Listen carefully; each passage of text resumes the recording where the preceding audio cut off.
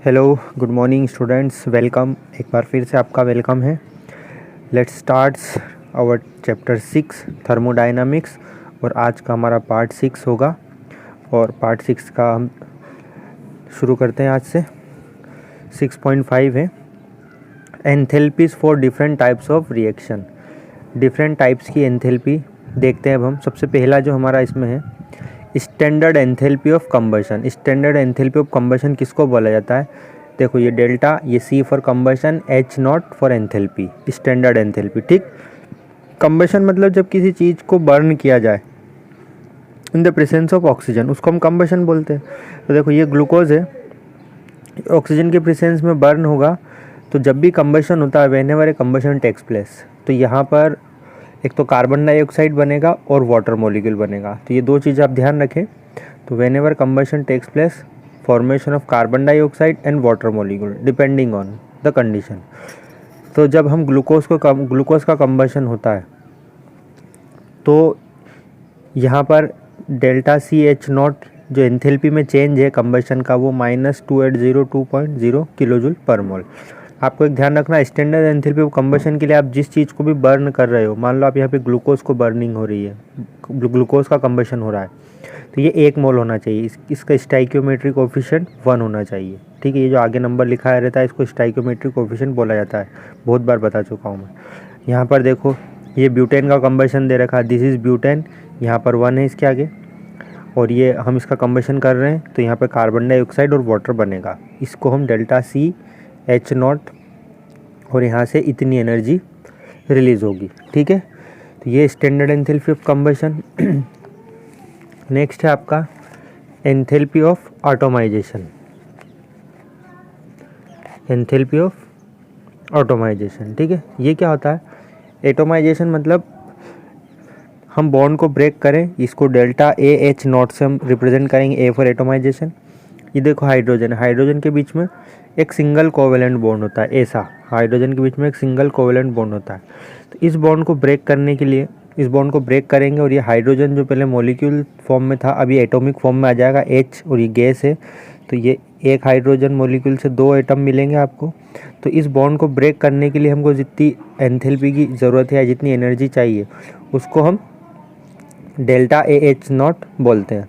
और ये वैल्यू कितनी है? 435 किलोजूल पर मोल। उसी तरीके से मीथेन है, CH4, यहाँ पर कार्बन है और 4 हाइड्रोजन है। तो यहाँ पर 4 कोवेलेंट बॉन्ड है, तो 1 कार्बन है और 4 आपको हाइड्रोजन के एटम मिलेंगे, 1 कार्बन का एटम मिलेगा और 4 हाइड्रोजन के एटम मिलेंगे। तो इन बॉन्ड्स को ब्रेक करने के लिए हमको कितनी एनर्जी चाहिए? Delta a h not is equal to this value.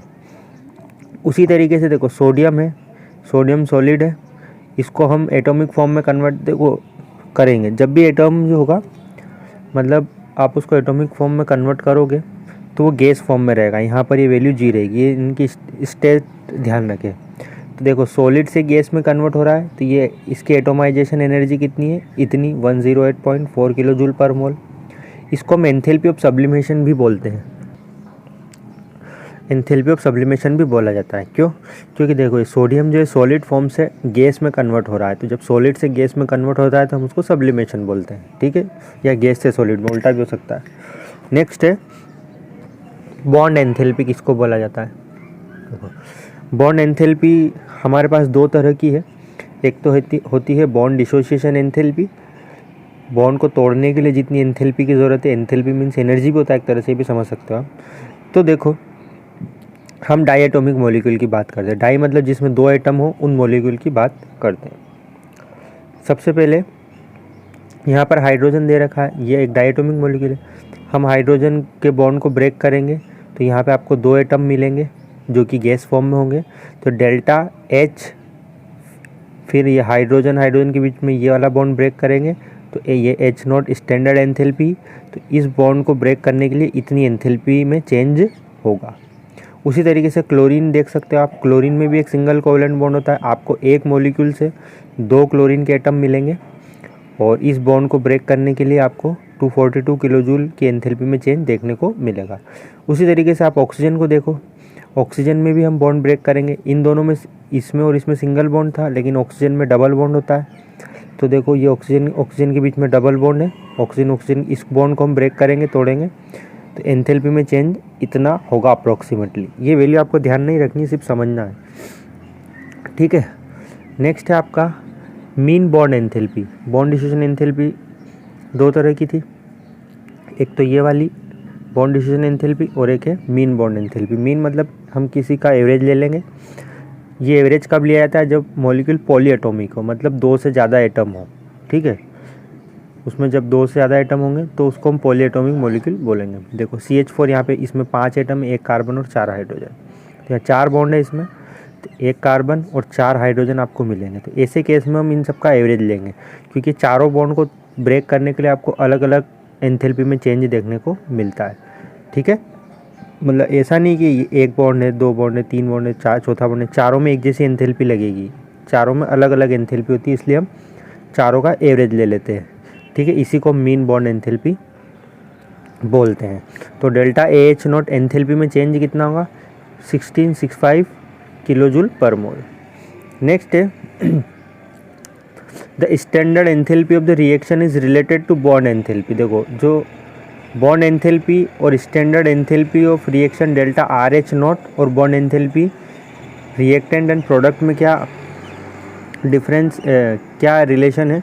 तो देखो ये है एंथैल्पी ऑफ रिएक्शन, ये नॉट है मतलब स्टैंडर्ड है, this is summation bond enthalpy of reactant minus summation bond enthalpy of product. मतलब बॉन्ड एंथैल्पी जो है रिएक्टेंट की, उसमें से हम बॉन्ड एंथैल्पी प्रोडक्ट को माइनस कर देंगे, तो mean bond enthalpy bond enthalpy आपकी कैलकुलेट हो जाएगी। नेक्स्ट है आपका एंथैल्पी ऑफ सॉल्यूशन। सॉल्यूशन की एंथैल्पी किसको बोलते हैं? देखो एंथैल्पी ऑफ सॉल्यूशन है आपके पास में जैसे आपके पास में एक ये कंपाउंड है, ये एक आयनिक कंपाउंड है, ठीक है। इसको आपने वाटर में डिसोल्व करा, वाटर में डिसोल्व करने के बाद में ये मान लो A के ऊपर प्लस का चार्ज है, A प्लस एक्वस और B माइनस एक्वस में कन्वर्ट हो जाएगा, ठीक है। तो ये एक्वस का इसका मतलब क्या होता है और ये एक्वस का मतलब क्या होता है जानते हैं। देखो सॉल्यूशन एंथैल्पी में दो चीज़ें होती है। सबसे पहला है जो AB मॉलिक्यूल है, ये आयनिक कंपाउंड है, इसमें हमने A और B को अलग अलग करेंगे, A प्लस और B माइनस अलग अलग होंगे, तो इसको हम लेटिक्स एंथैल्पी बोलते हैं, ठीक है। क्या बोलेंगे इसको हम? लेटिक्स एंथैल्पी, ठीक है। लेटिस और H0 स्टैंडर्ड एंथैल्पी है ना। तो ये A और B को जब हम अलग करेंगे, मतलब A प्लस है और B माइनस है, जो आगे लिखा रहता है उसके ऊपर जनरली प्लस होता है और जो पीछे की तरफ लिखा रहता है उसके ऊपर माइनस होता है आयनिक कंपाउंड में, ठीक है। तो ये A प्लस में कन्वर्ट हो जाएगा और ये B वाला B माइनस में, और ये गैस फॉर्म में रहेगा। तो इस A और B को अलग करने के लिए जो एंथैल्पी की ज़रूरत है उसी को हम लेटिक्स एंथैल्पी बोलते हैं। तो पहले ये A और B अलग अलग होंगे गैस फॉर्म में, अलग होने के बाद में इनका हाइड्रेशन होगा, HYD for hydration, hydration enthalpy होगी। हाइड्रेशन होने के बाद में हम इसको AQ लिखते हैं, A प्लस AQ मतलब इसका हाइड्रेशन हो चुका है, B माइनस AQ मतलब इसका हाइड्रेशन हो चुका है।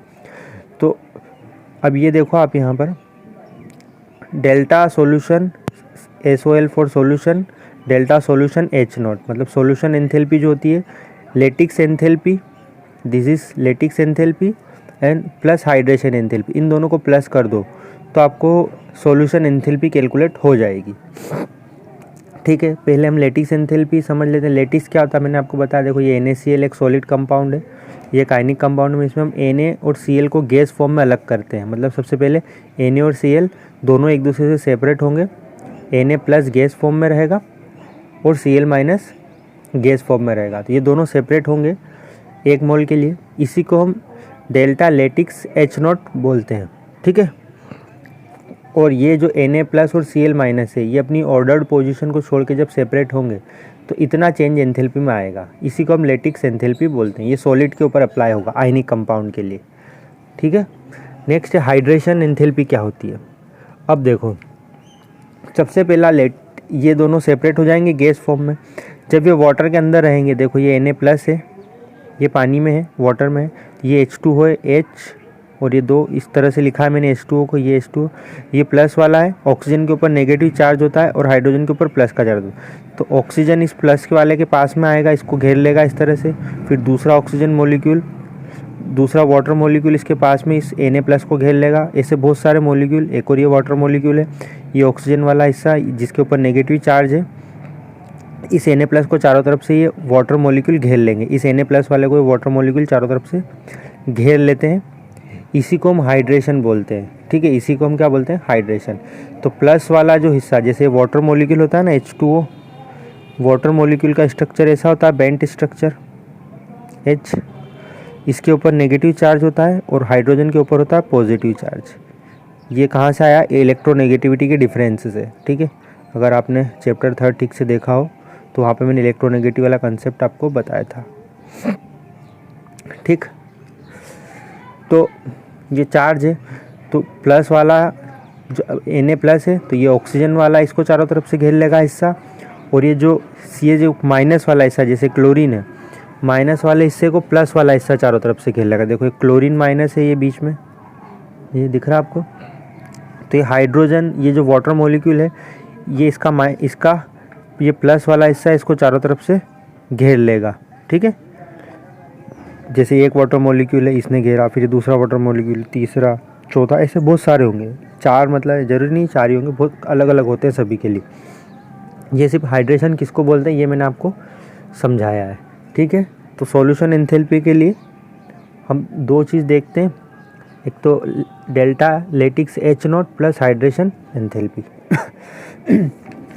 हाँ, नेक्स्ट आपका है एंथैल्पी ऑफ सॉल्यूशन में ही एक और दूसरी चीज़ है, how to calculate lattice enthalpy. देखो लेटिक्स एंथैल्पी को डायरेक्टली कैलकुलेट नहीं कर सकते।